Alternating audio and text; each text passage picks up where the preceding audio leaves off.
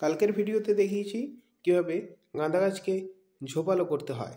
আজ দেখব এই গাছগুলিকে প্রতিস্থাপনের পর প্রথমবার কি খাবার দিচ্ছি। প্রতিটি গাছে রয়েছে 6 ইঞ্চির টবে এবং টবের অর্ধেক অংশ মাটি দিয়ে ফিল আপ করার কারণও জানতে পারবেন।